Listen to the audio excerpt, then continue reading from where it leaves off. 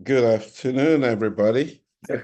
And thank you for taking time to be with us today.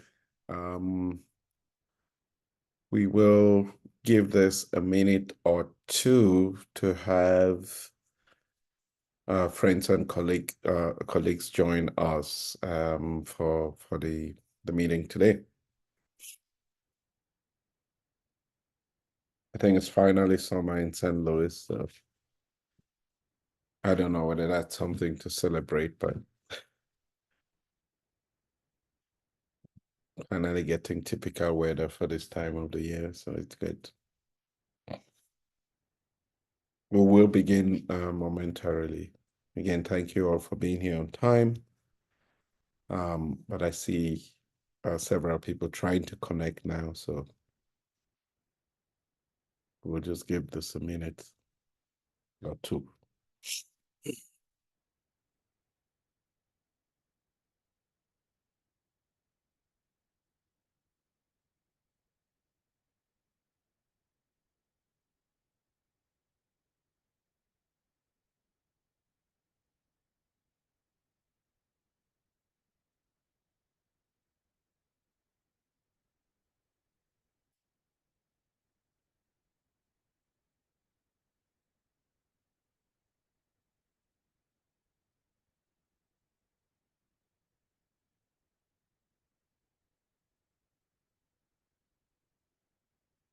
Okay, I think we can proceed with the meeting.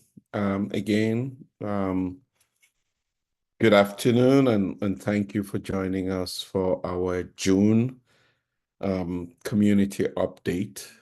This has been a particularly hectic year for us here at the Institute with just the significant number of arrivals that we're having, whether coming in as refugees or coming in through the other programs that we have. We're seeing an uptick in the number of immigrants coming to St. Louis, and that is even reflective in just the volume of walk-ins as well that we're having that are coming to St. Louis. So there's been really increased activity, not just on the welcoming front, but also in terms of the several programs that follow arrivals. And beyond just the work of the International Institute, there's also been need within the community. So our community stakeholders that we rely on to be able to do this work effectively to feeling the pinch. So it's not only the International Institute, it's a collaborative effort. And some of you who are on this call, whether you're here as a donor or another organization that provides support to immigrants and refugees, or you're here with just your interest and support for the organization, each one of you has been playing a vital role. I know in the last few weeks, we've been having engagements with some of our community stakeholders, Afinia, for example, that has to do all of the medical, the required medical assessments for new arrivals, the school district that has to do the registration for all the children that are coming into the St. Louis community. We have been having extensive conversations with other organizations, CFNA, Christian Friends of New Americans, Oasis International, that continue to provide the support, all this Little Angels Foundation, and I could I could go on and on naming these organizations. They've been incredibly helpful. We've also been leaning significantly on our volunteers, and there's going to be a continuous need for volunteers as we see this increase in arrivals that we're going to talk a little bit more. But we're deeply grateful to our volunteers for the support that they have been giving with our new arrivals, where we have activated a command center to not only respond to the needs that we have in the short term, but to prepare ourselves for upcoming arrivals because we know it's going to intensify in the summer. All of those things are happening at the same time. But again, we're never able to do this on our own. It's the collaboration, it's the partnership and the support that we get from community stakeholders that enable us to do this. So we're deeply grateful for your support and your presence here as we continue to update you on what's going on and finding ways in which you can be helpful, even if it is just spreading the word and making connections to opportunities that exist within the community. We appreciate all of that. For today, our agenda is going to we're going to talk a little bit about, we're going to cover the new arrivals, the overall trends that we're seeing. We'll talk a bit about community support that we need. And then obviously we'll just talk about upcoming events, especially the World Refugee Day that is coming up. And then we will talk about community shout outs and volunteer opportunities. As usual, we'll be open to take any questions that anyone in the audience may have. The team will be tracking those questions, and we will provide responses to you as they come up. But if you at any one time, please feel free to let us know if you have any questions or concerns. With that, I think I'm going to go over to talk a little bit about our new arrivals. And I did preface this with just the significant number of arrivals. I'll turn this over to the Director of Resettlement here at the International Institute, Asmira.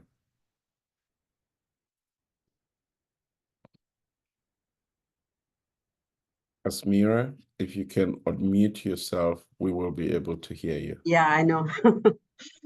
So good afternoon, everyone. Sorry about that. I just want to let you know, like comparing May, June, month of June, we did have less cases comparing other months. I did create like a couple of charts that you can see numbers, how many we resettled. So in May, we did have 26 cases, 67 individuals from Zambia, Nigeria, Sudan, South Sudan. You can see the name of those countries: Asia, Afghanistan, Syria, Burmese, Guatemala. For June, until now, we have only 9 cases, 34 individuals. What surprised me is that we resettled 5 Vietnamese family. We know program for Vietnamese refugee resettlement has been closed like 30 years ago, but still we receive refugees from Vietnam. Until now, last year, we decided that we will resettle 875 with possibility to resettle 1,000 people. But because of politics, use Cree, and everything what's going on in the world, we decide to go with 1,500 people for this year. Our physical year will end on October 1st. I know it will be like the highest number of refugees that will arrive to St. Louis, but we already taking some steps and preparing to address those needs, like hiring more staff, contacting like community agency who work closely with us. We already did have a couple of meetings to see how we can address those needs and how we can assist all clients as much as we can. Since October, when our physical year start, until May, we get like 807 arrivals. And you can see project was 1,100 by the end of the September, but we are hoping it will be 1,500 people that will come.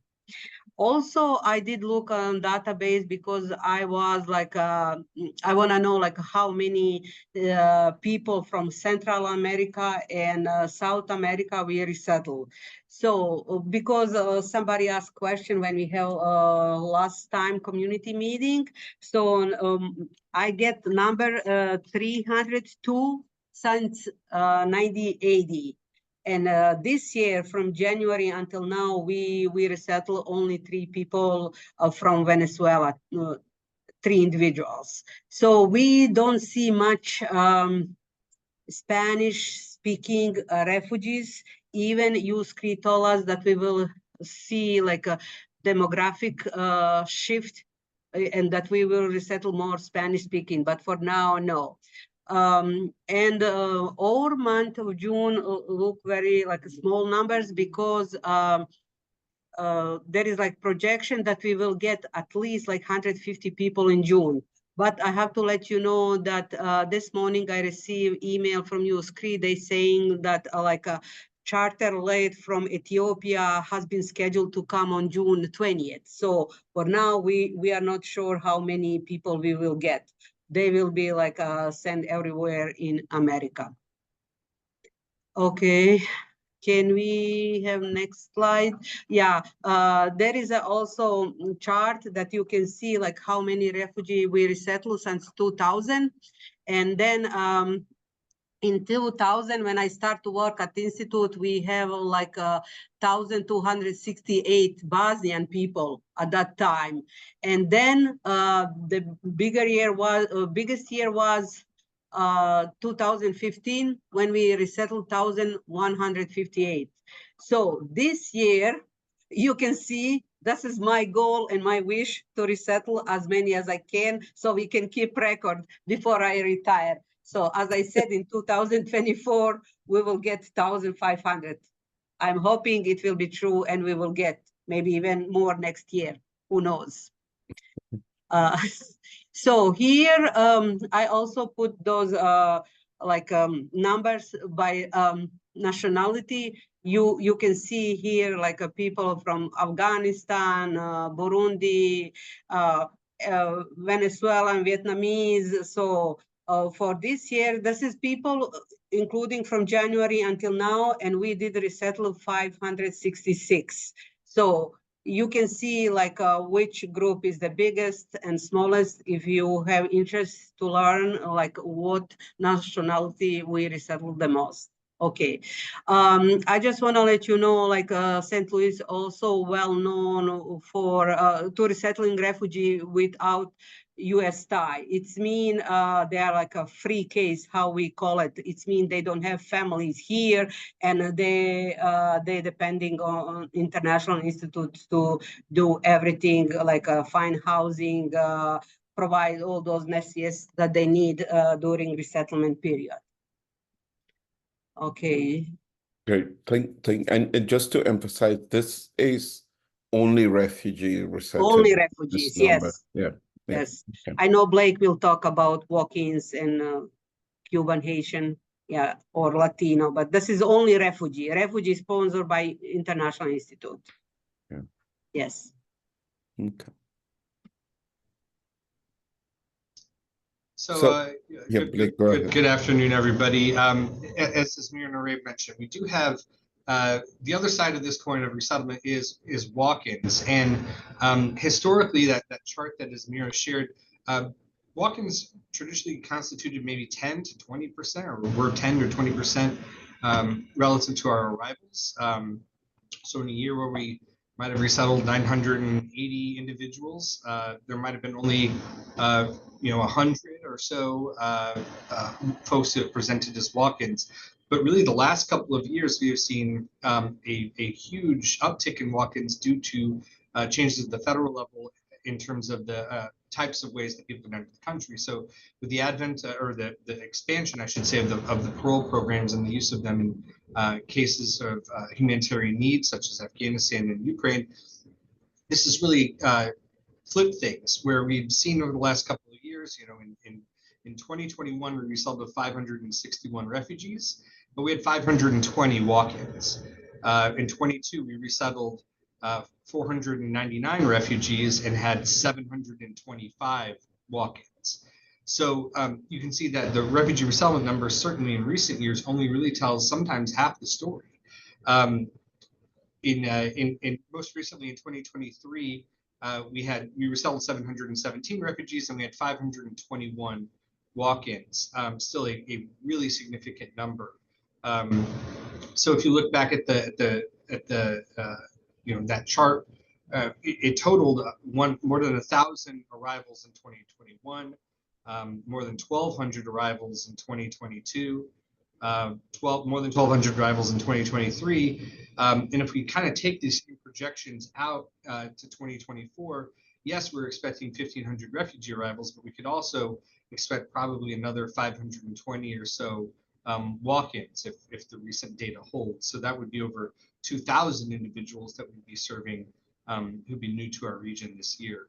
And so I just want to frame this because resettlement is certainly a huge part of what we do and very critical in terms of the intensive services that we're providing in a short period of time. But these aren't the only folks that are getting served through our employment services, our education programs, our mental health and wellness programming. So I just want to emphasize that point. To go back to the walk-in slide, I can now provide you with more information about recent arrivals. In April, we saw a total of 36 individuals walk in with a breakdown of cases evident there. And a big change in May was the announcement that Ukrainians who arrived on parole since September 30th of last year would now be, once again, I should say, be eligible for ORR benefit. And so that really spurred a large number of Ukrainian walk-ins in May. Some folks arrived as far back as arrived in the United States as far back as November. And because of this new change in federal policy, we're able to just now access the programming available here at the Institute. So we also did see a big uptick in Cuban Haitian arrivals from 20 in the month of April to a combined 40 in the month of May. And this also saw, that led in May to a total of 77 individuals that arrived as walk-ins. And in the month of May, we had 67 refugee arrivals. So we actually had more walk-ins in May than we had refugee arrivals. And the case size, I also want to emphasize that we're seeing an increase in the case size of new arrivals that are coming as walk-ins, which has implications in terms of housing costs and housing expenses. A case size of 1.6 is probably getting away with a one-bedroom, but a case size of 2.7 is likely not. In June, to date, that's what we've seen thus far, and we're still seeing a large number. I mean, already through 11 days and fewer than that working days in the month of June, we've already seen more than half the number of Haitian and just about half the number, and just about the same number of Cubans that arrived in all of May. So we are seeing this uptick. This is really carrying forward, and not only are we seeing a larger number of walk-ins, but a larger case sizes too associated with these cases. And predominantly within the Haitian cases, we're seeing families of 4 is not uncommon, with as big as a case of 7 that we've seen quite recently.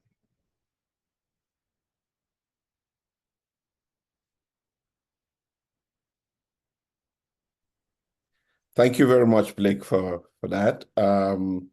At this point, I'm, again, talking about arrivals in the community. So we've spoken about the refugee arrivals and the walk-ins, but we also have the Latino arrivals as a result of the Latino Outreach Initiative. And I would ask Berenice, who is the director of that program, to talk a little bit about what's going on there. Hello, everyone. Good afternoon. I'm going to quickly talk about the Latino outreach. One of the things that I do kind of want to clarify as far as the clients that we serve with the Latino outreach, as Blake and Esmir were talking about refugees and walk-ins, the Latino outreach program, we mostly work with parolees. And most of the clients that we receive are Venezuelan and Nicaraguan due to the fact that they don't receive benefits through the federal government that other Latin American groups do receive.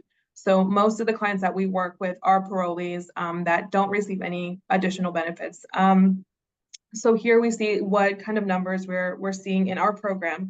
At the moment, we have about 14 cases from Chicago, 11 cases from New York, and here we see 2 cases from St. Louis, and unfortunately this needs to be updated because we actually are seeing quite a few people walking in, like Blake was saying, from St. Louis, and there are several places that we help with housing as well. But as of right now, we have about 24 cases that we have had arrived from here in St. Louis. And when people come to St. Louis, we help them with work permits. We continue to give them cards for food and transportation.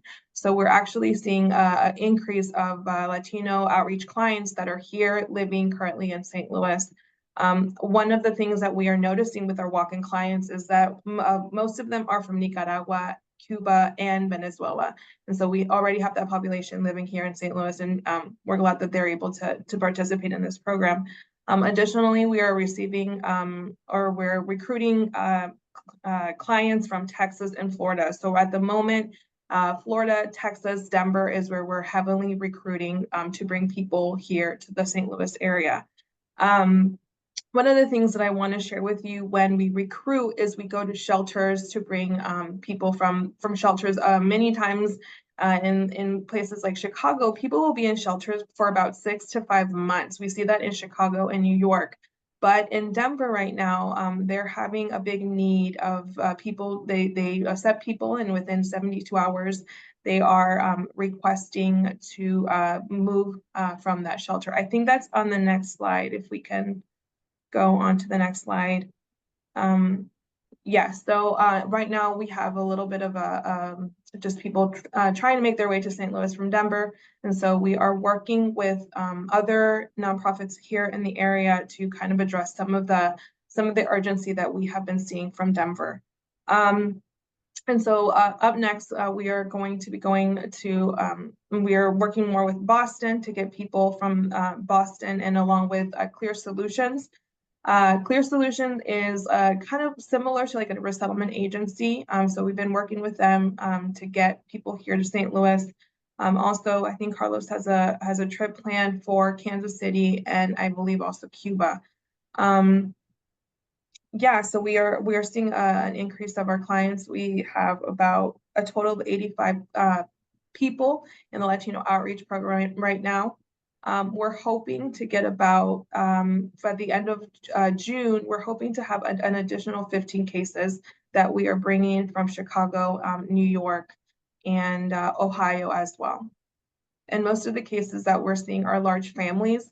So one of the struggles that we're having is finding housing for people that, for families that are 4, 5, 6 number of family members.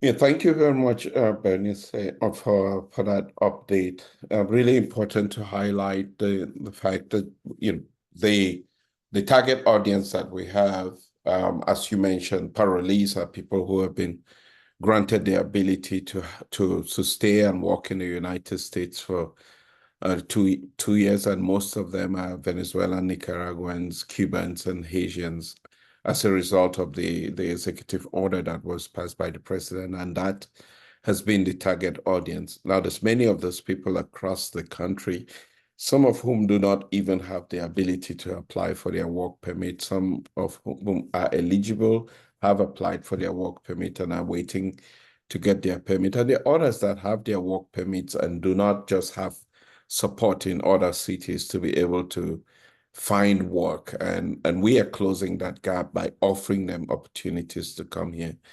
It's noteworthy that we've also seen, and I want to just be clear about this, we've also seen about 4 families that have come up from Denver that, are either in the process that do not necessarily meet the eligibility requirements. And we've been working to Bernice's point, is working with the community stakeholders to ensure that we address that with those 4, the needs of those 4 families, and reaching out to ensure that those communities, whether it's Denver or any other community, is not just sending people in a direction that don't meet the eligibility requirements. I really wanted to emphasize that, because that's something that we're talking and dealing with our community stakeholders.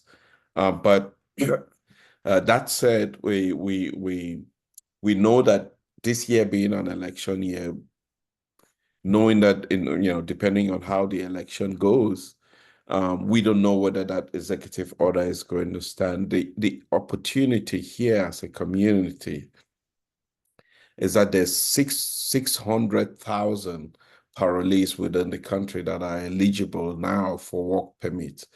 And that's the opportunity for us to be able to target and tap into that community.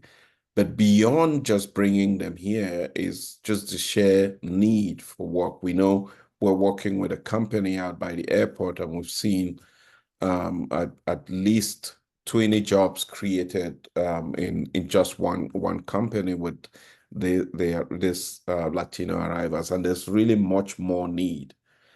We intend to work with. We've been having conversations with the trade unions about providing pre-apprenticeship training to these new arrivals so that they can be able to get the skill sets that is needed for them. We have scaled up our English language courses at the International Institute by hiring a lot more course instructors. We have invested in a new computer lab to be able to support these new arrivals to speed up their access to English. We have put in place a driving simulator to be able to give them the opportunity to learn driving faster. And we're working with our community stakeholders to close the gaps that are needed with this new arrival. So there's so much else that is being done to be able to meet the needs of these arrivals. And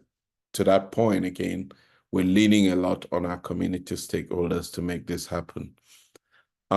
With that in mind, I will bring back Blake to talk a little bit about some of the gaps that we're facing, some of the challenges that we're seeing that are sometimes not within our control in most cases, but working with the community to close some of those gaps. So I'll turn it over to Blake to talk about the access to benefits challenges that we're facing. Thank you, Ray. Something that we've highlighted within this conversation and other conversations is the need for support from the community, specifically for food assistance. What we're experiencing, what our clients are experiencing, is really not just something that is impacting refugees and immigrants, but there's been media reports, several of the headlines I clipped here, they've been following this developing issue that's been happening at the administration of state benefits level. What we see is chronic delays in applications, and also people who are actually eligible for benefit being kicked off of services due to what they're terming non-compliance.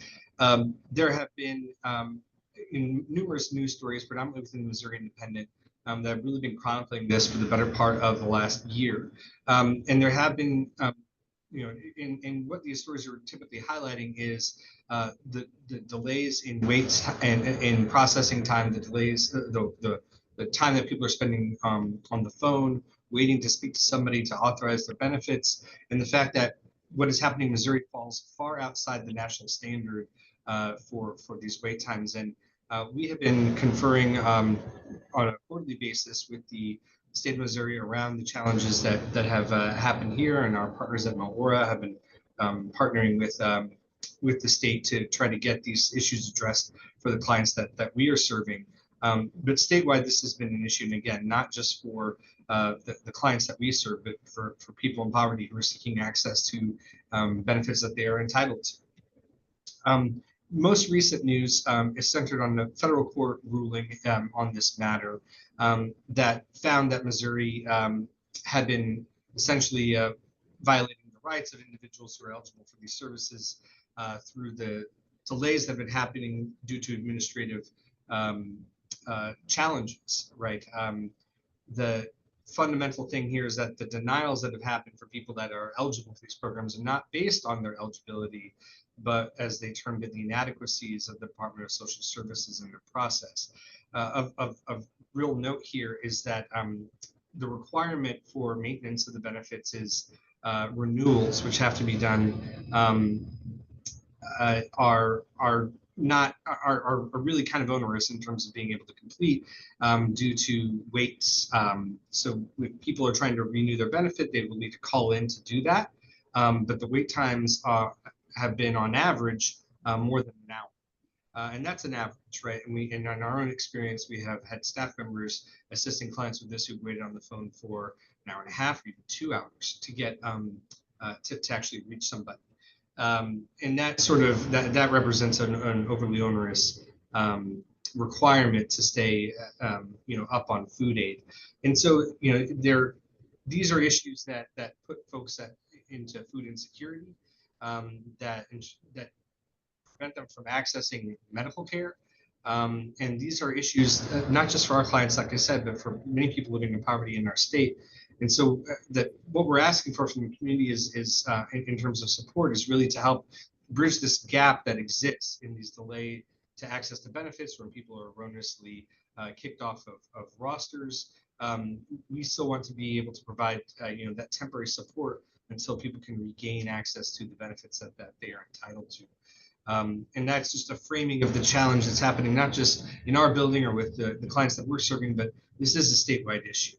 And if you're so moved, there has been discussions at the state. I know there have been hearings discussing what can be done to alleviate these wait times, but I must point out that the state of Missouri in their most recent budget has actually cut the funding to the Department of Social Services relative to last year.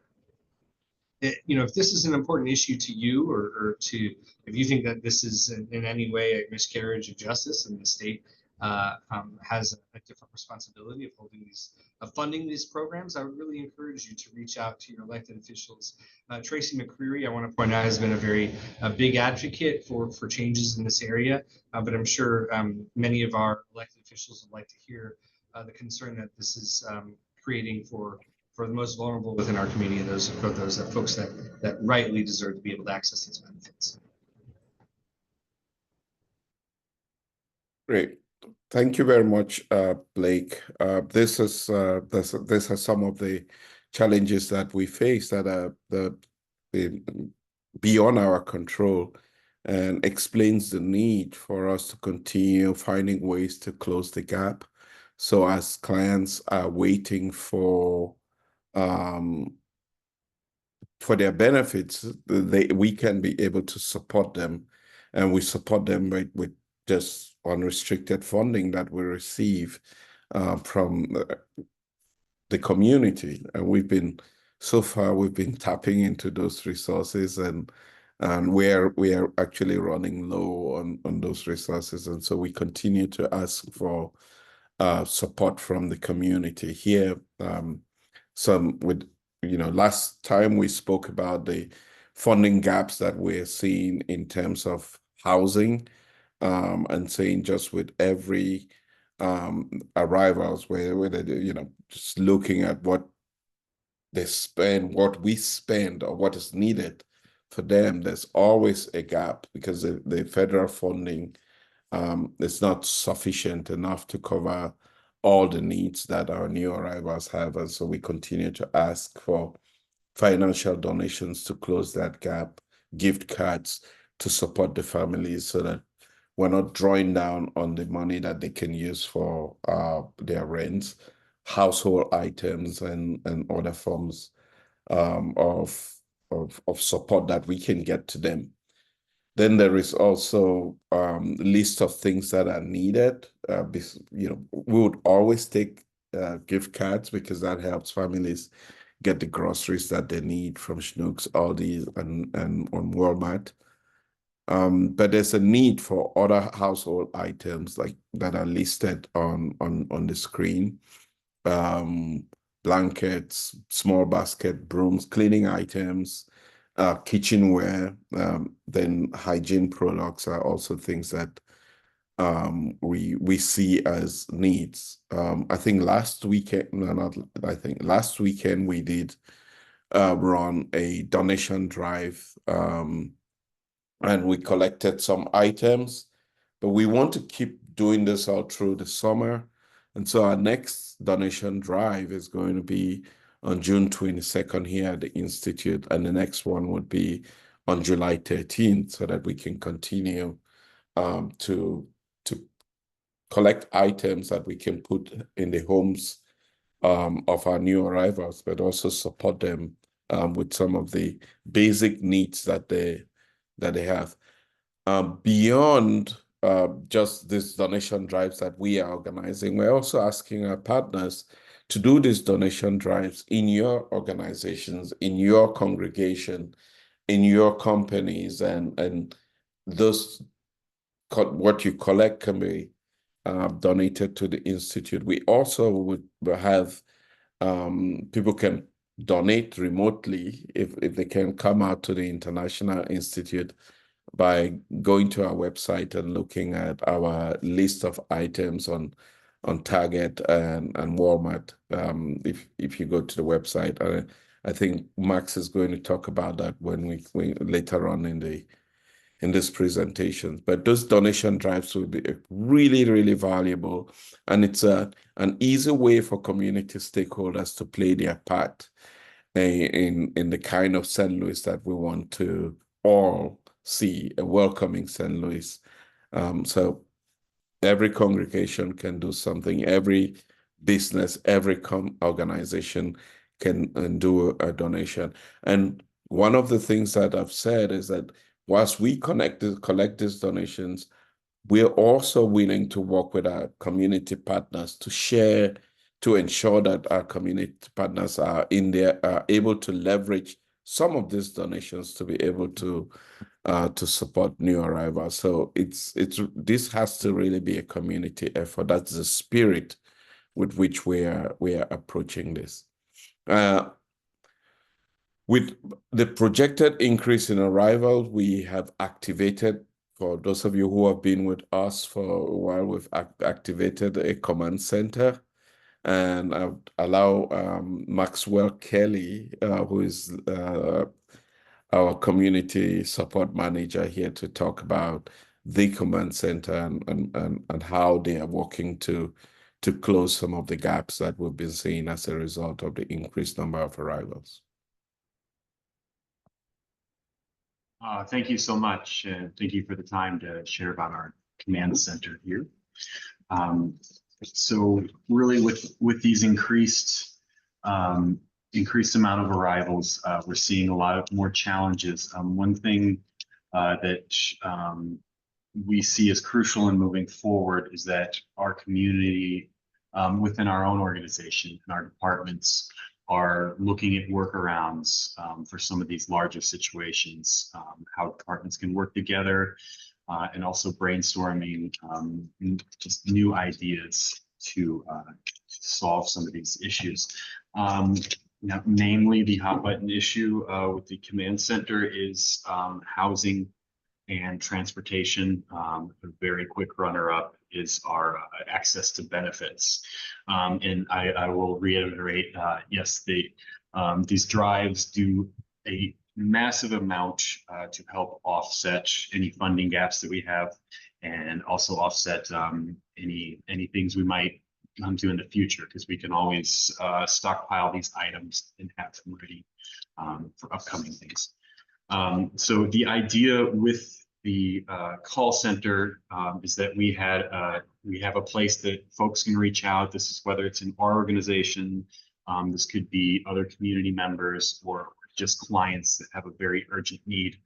I have ability to create a ticket for this so that there are extra eyes on the situation, and within departments we can make notes on developments, and if we should happen to see any roadblocks, again, we have the notes there and to see exactly what we're looking at, what we're up against in that situation.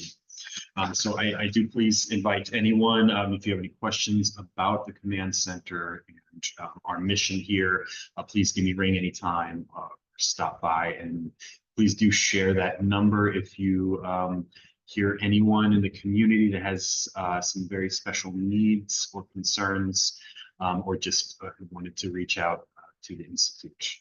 I am eyes and ears for those folks. I appreciate your time.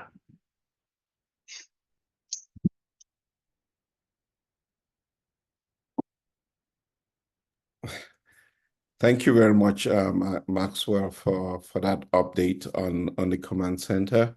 Really just working to close the gap with as we see this uptick in arrivals, which allows us to be agile and adapt to changes. Up next, we're going to just talk a little bit about the World Refugee Day celebration that is coming up. World Refugee Day is actually June 20th, and will be celebrated around the world. But here in St. Louis, we at the International Institute figured that we should do the celebration on Saturday, June 15th, since World Refugee Day falls during the week. And we're going to have a series of activities that are going to take place on that Saturday, June 15th, from 1 to 5 p.m. at the Four Hands Brewery company down in Sulad. We have formed a great partnership with the Four Hands Brewery. They are going to be donating a percentage of all purchases on that day to the International Institute. So it's whilst we will be highlighting the plight of refugees and celebrating their resilience, it's also an opportunity to generate some revenue to support the organization. So we're asking for people to turn out. We would be recognizing some of our community partners that have really been valuable. So we will give out some awards, I think, beginning at 1:30. There would be food, performances, food trucks, and lots going on. And so we ask people to join us. We would have some of our clients that came in, Shako and Akeem, performing, the Root Mod Band, which has one of our staff members as well. So it would be really a fun time, but also, besides just having fun, really having a conversation with the community about the plight of refugees, the significant number of refugees that we now see across the world, as well as the increase in the number of refugees that we're seeing coming to St. Louis.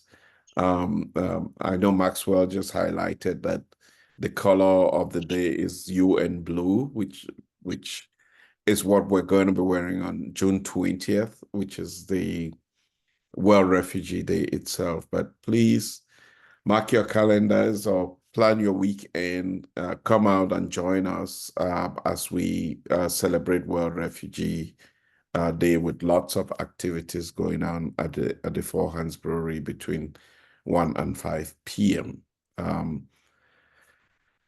Then we also have, I know our director of the Festival of Nations is not here, but David, would you want to cover the summer series?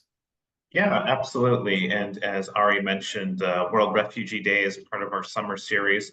Hard to believe that we're about 10 weeks away from the Festival of Nations. So I know everyone's excited.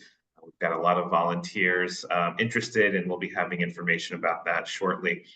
But we really wanted to keep the spirit of the festival going year round. So we have a number of events happening around the city. This past Sunday, we had one at Sophie's Artist Lounge. These events are just to build awareness about the festival. As Ari mentioned, there's also fundraising opportunities where proceed of the sales come to us. So that's very exciting as well. One of the things that we will have at World Refugee Day, as well as all these summer series, is VIP tickets to the festival. We're obviously keeping the festival free for attendees, but if you would like to elevate your festival experience, we do have VIP tickets on sale for $150 for the weekend. So this is a great opportunity for you to enjoy the festival from a designated VIP area. We'll also have all kinds of different activities happening there. You get free drink tickets, etc. Just a couple other things about World Refugee Day. We've been talking a lot about the need for new arrivals. And so we are offering the opportunity for folks to receive a free drink courtesy of Four Hands. So if you show Thanks. up this Saturday, on the I got 15th update at call. Four Hands, you Been can welcome get a free drink if you make a donation. So make sure you do that so you can come have a free drink. Four Hands will be unveiling their Festival of Nations cans. So I don't know if anyone's a beer can collector, but if you'd like to get a special limited edition Festival of Nations Four Hands beer, you will have the opportunity this Saturday at Four Hands. And again, if you make a donation to help support new arrivals, you will get a free drink.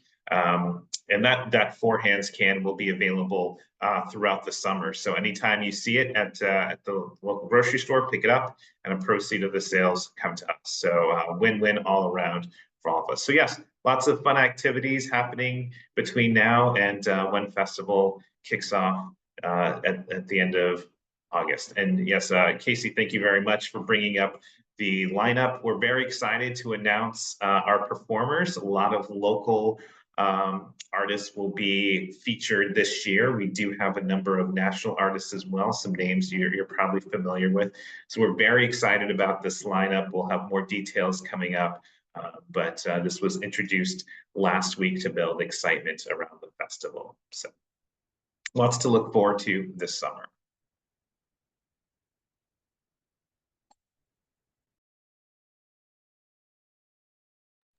Thank you very much, David, for that update on the Festival of Nations and all the summer activities. We're all gearing up for an outstanding experience at the Festival of Nations. And all the summer series are all ways in which we are building.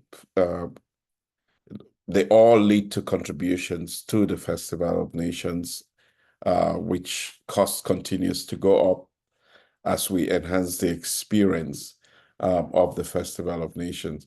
Next, we're also going to be, next will be our activities that are coming up, and I'm going to call on, it's Anna Kabwe here to talk about Threads of Unity. This is a unique experience that you all must have seen the significant uptick in our African arrivals. And we thought that this would be an opportunity for us to showcase the African culture as well as and bridge the gap between the African culture and the African American community, but also bring the community around understanding this new and growing culture in our community. So it's Anna Kabwe. Can you talk a little bit about that?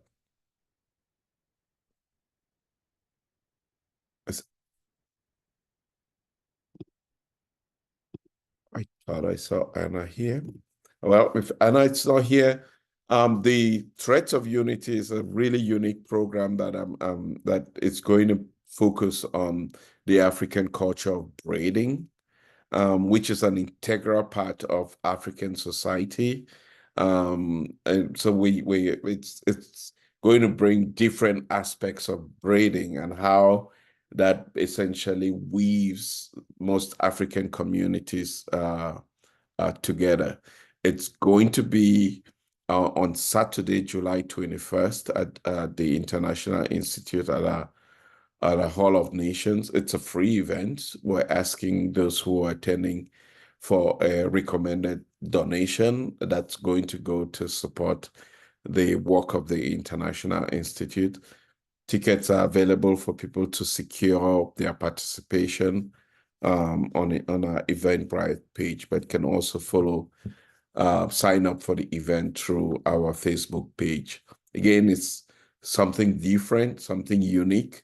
And I'm asking the community to come out and really try to connect with this increasing number of African arrivals, so to feel like they are part of this community and can feel very welcome and stay within this community. So we're looking forward to that celebration. Up next would be our the our next upcoming fall inclusion series, which is scheduled for Monday, September 16th. And it's going to feature a very own director of the New American Office at the City of St. Louis. We're going to have Karen Hitzman, who's been a long-time volunteer with the International Institute, Jean Condé, who is the leader of the Congolese community. As you can see, this year we have received 118 Congolese refugees. We also know, if we look at the news, what's happening in Congo, and for the last 25 years, about 6 million people have lost their lives there. And for many of the Congolese that are arriving here, they've spent, in some cases, 30 years in refugee camps. And so that's a unique contribution that I'm hoping that people come out to be part of the conversation. And we're also going to be having a civic leader, Susan Gobo, who has really been leading the International Women's Program here in St. Louis. And we're just going to be, in that conversation, it's going to be about multiculturalism and how we can really build St. Louis to be a multicultural city. One thing that we are seeing is just the sheer number of countries that people are coming from and the number of languages. In the last 5 months, we've received people from over 23 countries speaking about 55 different languages. That's a very multicultural St. Louis. How do we harness that? How do we keep it multicultural, and how do we weave it into the fabric of this community is the conversation that we're going to be having. At this point, I'm going to go on to our shout outs, and I will call on Carlos Suarez for the community bazaar, and Carlos, you can turn it to Maxwell for the shout outs. Carlos. Yes, I believe Carlos might have had to leave a bit early, but I'm happy to share about the bazaar. So this is a really fun program. We launched this last spring, and the idea was for us to have an event twice a month that we could invite the community to. So we set it up like a typical carnival or bazaar. We have some food vendors available.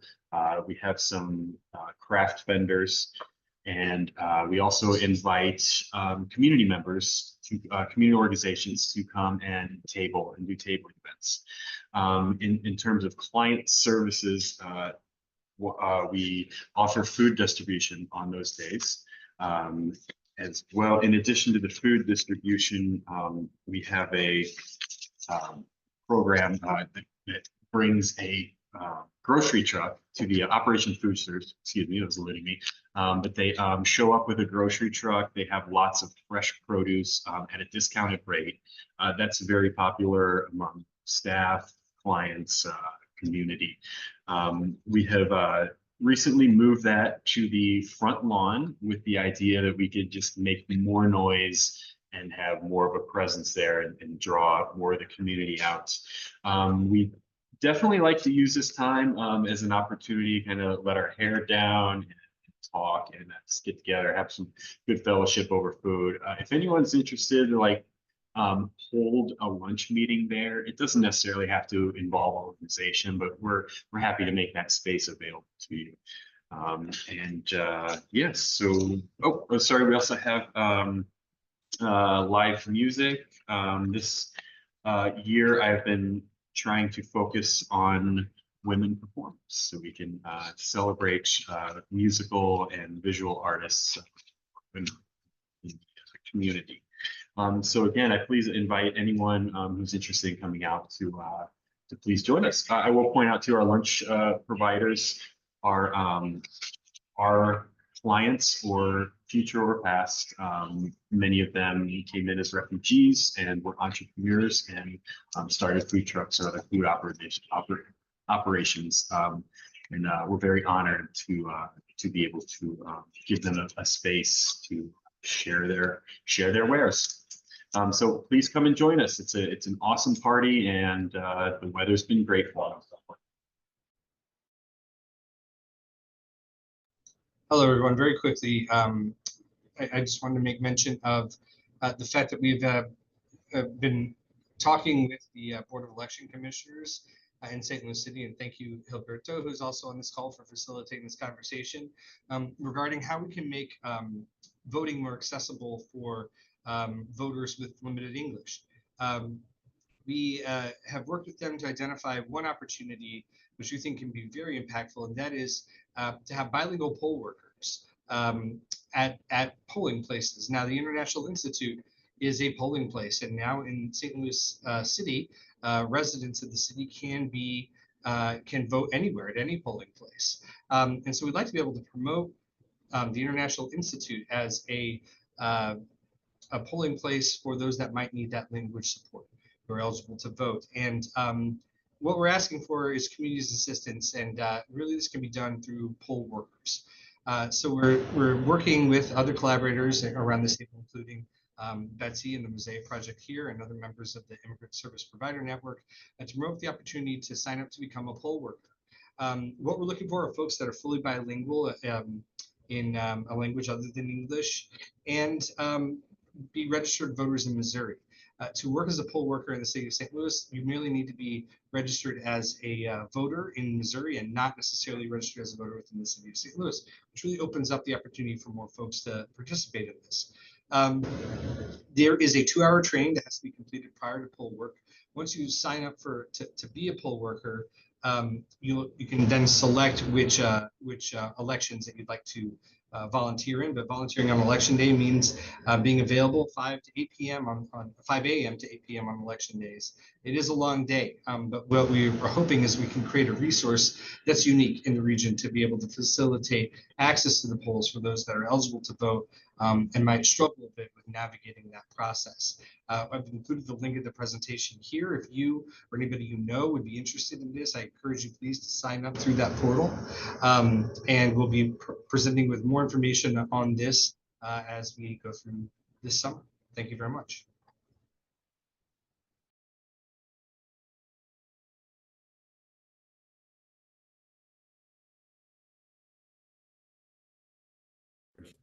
Thank you very much, Blake, for that. I keep forgetting to unmute myself. Next, I will turn this back to so our Director of Community Engagement. It's out on a much-deserved break, so I'm going to turn this back to our Community Support Manager, Maxwell, for the shout-outs. I know we're running out of time, so we're going to speed up here. And really just thank everyone that has been contributing to our work. And in the next 2 minutes, Maxwell, if you want to go quickly over the shout outs, and let's wrap up. Yes. And this is one item that we cannot have too much of. Personal care items, feminine hygiene products, shampoos, deodorants, anything along those lines is a big win for us when we receive them. So thank you very much to Stake Relief Society. And if anyone else has any ability to donate those items, please let us know. Thank you again.